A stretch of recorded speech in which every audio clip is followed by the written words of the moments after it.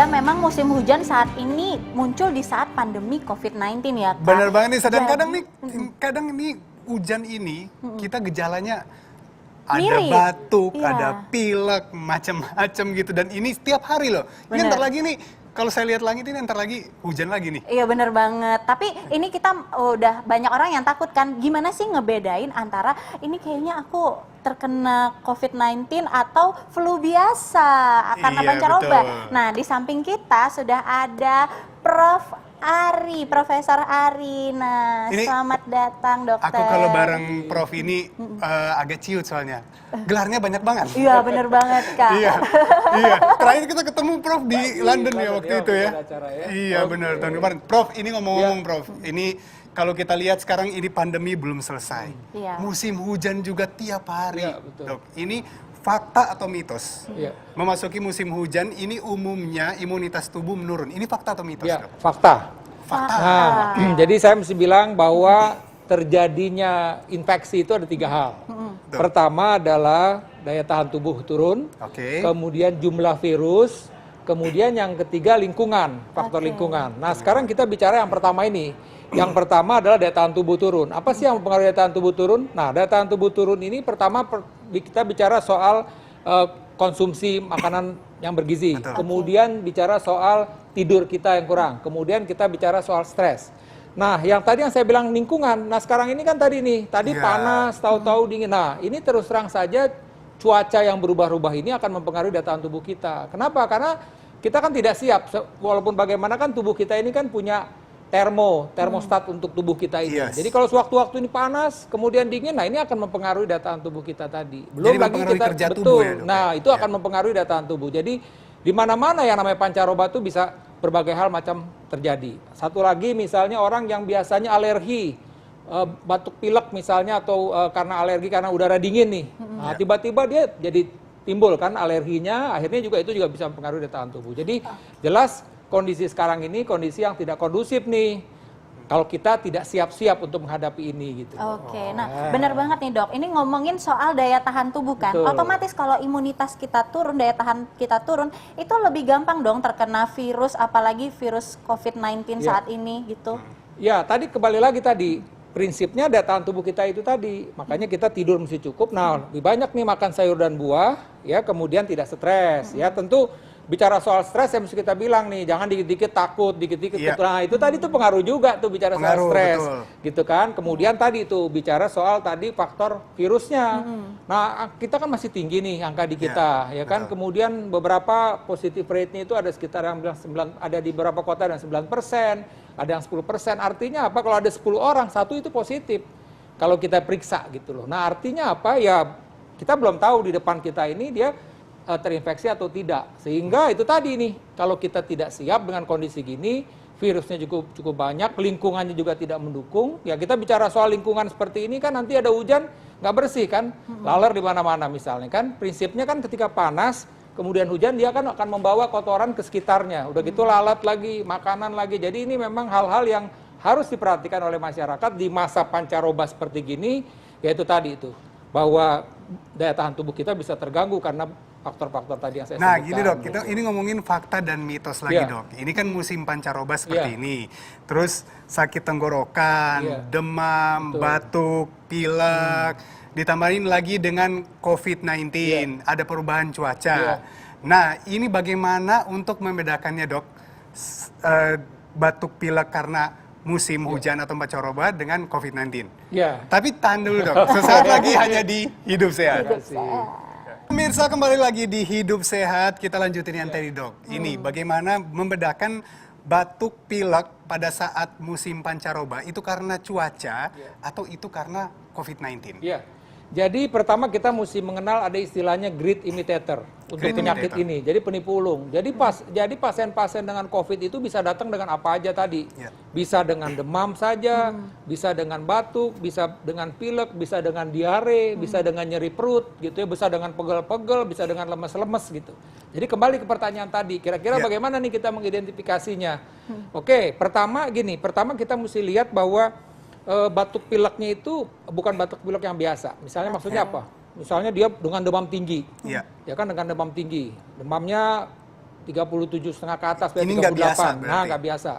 Ya, dan gejala virus yang lain itu yang sama, pegel-pegel, ya kan, Lemas. pegel-pegel lemes gitu ya. Nah, tadi. Nah, jadi biasanya bagaimana nih kita ngebedain ini? Saya biasanya begini, ya udah liatin aja dulu 2-3 hari. Kan biasanya orang kan di obat warung silakan. Tapi kok ini makin lemes, hati-hati. Apalagi tadi nih, kita kalau setelah itu kita mesti rewind. Dalam seminggu terakhir ini, kita ketemu siapa aja nih? Oh iya, saya tuh ketemu waktu itu barengan orangnya nggak pakai masker. Nah, ingat, hati-hati. Jangan-jangan ini, nah tadi. Saya selama seminggu ini cuma di rumah saja, nggak pernah ketemu orang. Mungkin batuk pileknya karena flu biasa. Flu gitu. biasa. Jadi itu faktor yang penting. Riwayat kontak, kita rewind. Apa sih yang kita pernah kontak dengan siapa aja sih gitu. Nah, cuman tadi itu ya, setelah itu tadi lemes, kemudian demamnya masih ada misalnya, kemudian progresif. Nah, kita bilang. Maksudnya apa?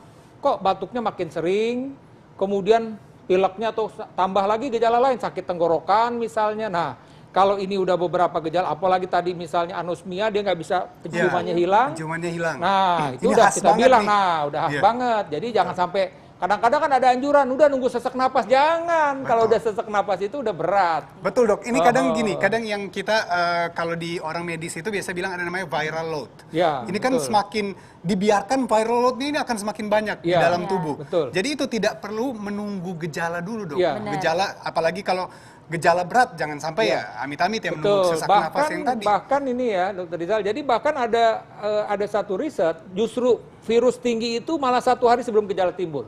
Wah. Nah, jadi itu dia belum bergejala, itu virusnya udah tinggi itu. Dan virus itu biasanya bertahannya seminggu, 2 minggu itu udah mulai turun. Memang ada sih, saya dok udah artinya udah sampai 4 minggu kok masih di swab masih positif juga. Itu sebenarnya udah tinggal fragmen saja. Kalau yang paling beratnya itu biasanya seminggu itu, seminggu pertama itu.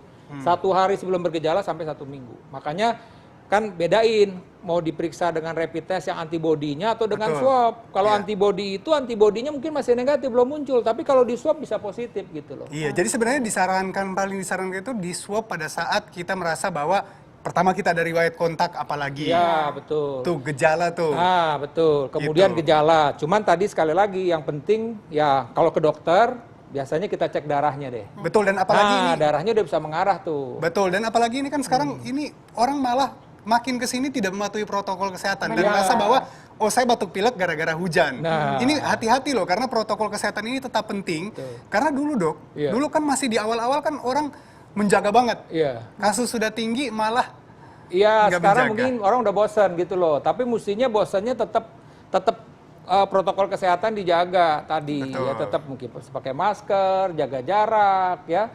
Ini terjadi biasanya kalau kita kan di sini oke lah konsisten. Yang jadi masalah itu ketika makan minum bareng lah udah itu. Oke. Nah, ini ada lagi nih dok yang menarik, Iya. fakta atau mitos Iya. COVID-19 dapat mudah menyebar saat perubahan cuaca terjadi. Itu fakta atau mitos dok? Ya, kalau ini saya bilang mitos. Mitos. Karena apa? Tadi bisa pada semua musim. Dulu ingat nggak waktu di awal-awal? Waktu di awal-awal kan ada kalau saya bilang hoax. Kita ini tropik, nggak usah takut, virus nggak sampai sini. Kenyataan kita udah berapa ribuan orang ini kan udah tinggi sekali ya kan, Tinggi sekali. udah ratusan ribu orang di Indonesia ini yang Betul. positif. Dan setiap hari 4.000. begitu. Ya. Nah, betul, sehari 4.000 tadi. Oke, jadi pertama kuncinya begini, bahwa dia bisa kapan saja bisa kena, penularannya tetap ada. Cuma tadi yang saya bilang, ketika masa pancaroba atau sekarang nih oke lah, ini lagi winter di beberapa negara Eropa, bisa saja itu membuat orang menjadi daya tahan tubuhnya lagi sekali lagi rentan. tadi. Iya. Karena kan Iya. kita bicara soal virus ini adalah daya tahan tubuh kita, bagaimana ini. Nah, daya tahan tubuh tidur loh. Ada ya dokter ya, kena misalnya usianya masih muda, tapi kenapa dia kebetulan kecapean, memang begitu banyak nanganin pasien, tidurnya kurang, akhirnya padahal nggak ada komorbid, akhirnya dia terinfeksi juga. Iya, jadi Kenapa? sebenarnya Ya, tadi sebenarnya itu. kalau penyebarannya lebih bukan ke pancarobanya tapi lebih ke orangnya. Tuh. Benar. Iya, ke personnya. Nah, Iya. ini dok, Prof ada tipsnya nggak yang bisa diberikan supaya kita bisa sehat, terutama untuk mencegah COVID-19 saat perubahan cuaca ini? Ya, jadi pertama selalu kita mesti berpikir yang 3 hal tadi yang saya bilang. Ya, pertama makanan minum yang bergizi. Betul, Ya, ini makanan. bolak-balik diulang-ulang udah deh biar bosan-bosan. Yang penting dalam buah dan sayur-sayuran, buah-buahan. Buah-buahan itu udah komplit di situ. Ada vitamin C-nya, ada unsur seratnya, ada mineralnya, ada unsur airnya juga kan gitu. Kemudian yang kedua adalah tidur. tidur ini mesti kita perhatikan. Ya. Tidur sebenarnya kalau udah mulai ke hujan kan enak tidur nih. Paling nggak Betul. 6 jam kita tidur. Ya kan kita 6 jam tidur. Ya kemudian juga hal yang lain adalah ketika stres tadi. Nah ini memang susah ngomongnya. Saya bilang, Bu, ini karena stres. Saya nggak stres kok, tapi Ibu takut nggak COVID? Takut, katanya begitu. Jadi walaupun bagaimana, situasi seperti ini membuat kita tingkat stresnya tinggi. Jadi 3 tadi itu, pengendalian diri, makanan minuman yang bergizi, sayur dan buah-buahan, Oke. kemudian tidur yang cukup. Dan kemudian tadi, ya dia jaga jarak, jangan sampai kita nggak tahu di depan kita ternyata viral load-nya tadi tinggi, virusnya tinggi, kita ketularan. Betul. Lingkungan, nah ketika kita berada di luar, kita udah siap jaket deh kalau sekarang. Ketika ada hujan udah pakai jaket aja nggak apa-apa. Karena prinsipnya jangan sampai tubuh kita ini tiba-tiba terjadi perubahan udara yang drastis tubuh kita yang mempengaruhi daya tahan tubuh kita gitu. Wah, terima kasih Prof. Terima kasih. Ada pesan Prof, quotes buat masyarakat?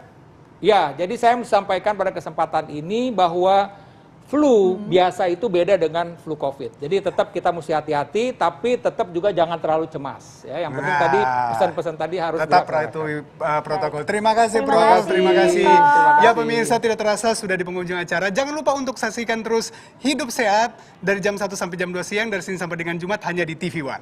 Jika Anda melewatkan tayangan kali ini, Anda tetap bisa menyaksikan di TV One Connect. Dan jangan lupa follow Instagram kita di TV One Hidup Sehat TV One dan juga Twitter kita di TV One Hidup Sehat. Saya Dr. Tengku Anissa. Dan saya Dr. Rizal, Indonesia Hidup Sehat.